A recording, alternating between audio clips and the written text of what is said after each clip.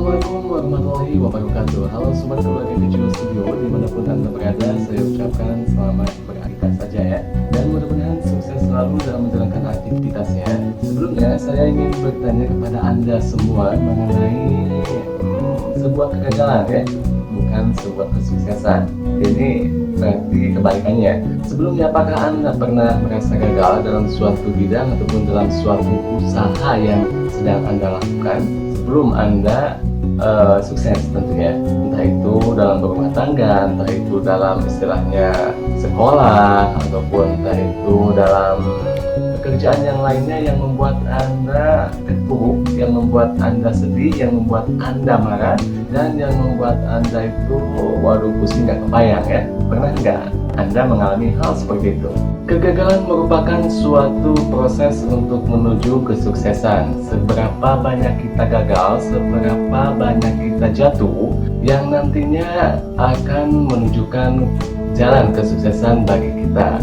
Tentunya kita harus mempelajari bagaimana caranya biar supaya kita tidak merasa gagal lagi ya. Karena siapa sih yang ingin gagal? Setiap orang pasti ingin sukses. Itu pemikiran yang sangat wajar. Adalah jangan menyalahkan diri sendiri atas kegagalan tersebut, apalagi sampai menyalahkan orang lain. Karena yang namanya kegagalan itu wajar saja ya. Kita jangan sampai terus-terusan bersedih, jangan sampai down, jangan sampai istilahnya stres karena memikirkan kenapa saya sering gagal. Jangan sampai seperti itu. Kita harus berusaha untuk bangkit kembali dan mempelajari tentang hal-hal yang membuat kita lebih bersemangat lagi. Karena yang namanya kesuksesan itu tidak semudah yang kita bayangkan. Ada segudang kegagalan yang harus kita alami. Tentu mau tidak mau, kita juga sebagai manusia harus bisa siap untuk menghadapi kegagalan-kegagalan. Berikut saya akan bagikan beberapa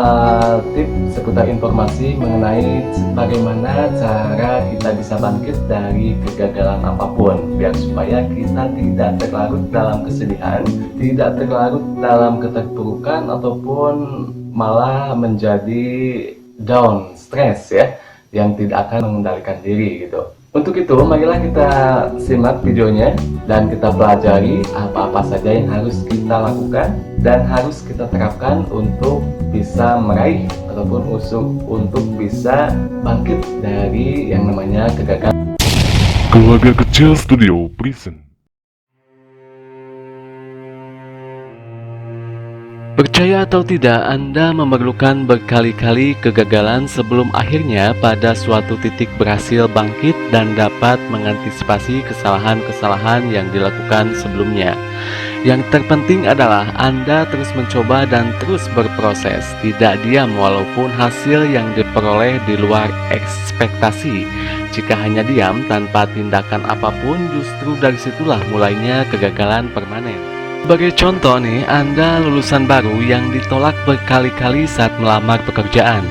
Jangan mengeluh atau mengutuki keadaan, teruslah melamar ke sejumlah perusahaan, plus beli atau baca buku-buku terkait psikotes, wawancara kerja, dan tes potensi akademik agar kepercayaan diri Anda meningkat. Jika memungkinkan, belajarlah pada teman-teman Anda yang berhasil menjadi karyawan. Ingatlah, bahkan Soichiro Honda, sang pendiri produk-produk transportasi yang sudah sangat familiar di masyarakat, yang sekarang ini sudah menjadi miliarder, pernah ditolak untuk bekerja sebagai teknisi mesin di perusahaan Toyota Motor.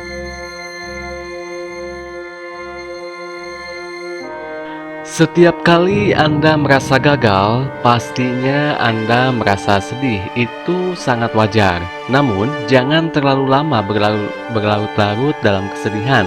Ingatlah poin pertama bahwa tanpa kegagalan, Anda tidak akan menjadi sukses. Teruslah gali penyebab kegagalan sebelumnya, kemudian pikirkan apa yang sudah Anda pelajari dan tidak boleh terulang di masa depan, serta bagaimana cara memperbaiki kesalahan tersebut di masa depan dengan mengkonstruksikan pengalaman-pengalaman kegagalan. Berarti Anda sudah selangkah lebih maju mendekati kesuksesan. Kegagalan di masa yang lalu juga tidak sia-sia karena telah menjadi pelajaran paling berharga sebagai motivasi diri bangkit dari kegagalan dan menggapai kesuksesan.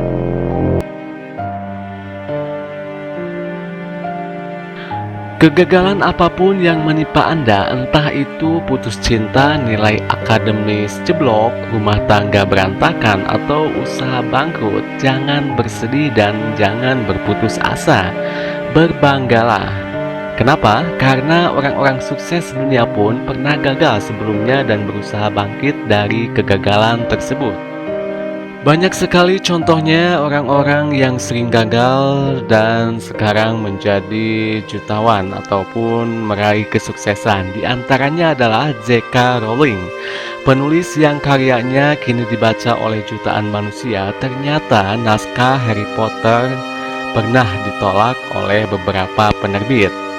Dan contoh lain adalah seorang pengusaha yang menjadi miliarder, yaitu adalah Jack Ma, ya. Pendiri Alibaba, ia pernah gagal mengikuti ujian masuk universitas sebanyak 2 kali berkali-kali. Gagal melamar pekerjaan, setelah itu pun di awal karirnya kenyang akan pil pahit kegagalan.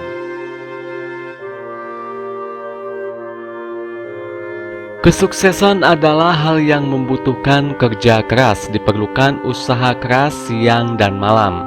Dan seseorang mungkin saja menyerah di tengah-tengah jalan, seperti halnya yang kita sering rasakan, ya. Yang membedakan adalah orang-orang sukses yang pernah gagal berkali-kali berpikiran jauh ke depan. Mereka tetap optimis dan terus bekerja. Seperti bambu Cina yang membutuhkan waktu 5 tahun untuk menumbuhkan akarnya terlebih dahulu tanpa pertumbuhan yang terlihat di atas tanah, demi membedakan pasok yang kuat. Benarlah perkataan bahwa sukses adalah seperti menanam bambu. Orang tidak bisa melihatnya dalam jangka waktu dekat, namun tunggu hingga tunasnya melesat tinggi beberapa waktu kemudian.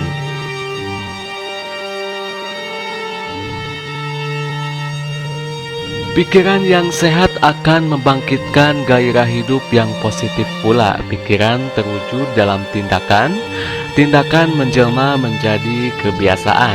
Berpikirlah bahwa Anda sedang dalam proses menuju kesuksesan dan bisa melakukan lebih baik di esok hari. Pola pikir ini akan lebih memberikan spirit lebih dibandingkan dengan terus berpikir bahwa Anda adalah produk kegagalan. Jaga pikiran Anda karena tidak ada orang sukses yang berpikir negatif terlalu lama. Hindari bergaul dengan orang-orang yang selalu meremehkan atau melontarkan kalimat negatif terus-menerus. Anda mungkin pernah mendengar cerita motivasi ini. Seorang gadis gagal menggoreng kerupuk. Kemudian ia bersedih karena kerupuknya gosong. Ibunya kemudian menghiburnya dengan mengatakan bahwa yang gagal bukan anak perempuan tersebut, namun melainkan adalah kerupuknya. Poinnya, bukan Anda yang gagal, namun strategi yang Anda lakukan belum tepat. Jadi, coba strategi atau pendekatan lain. Sebagai contoh, Anda menargetkan olahraga 30 menit setiap harinya. Anda gagal meraih target tersebut karena Anda hanya bisa berolahraga 1 atau 2 kali dalam seminggu. Strategi ini bisa Anda ubah menjadi berolahraga 5 menit setiap hari.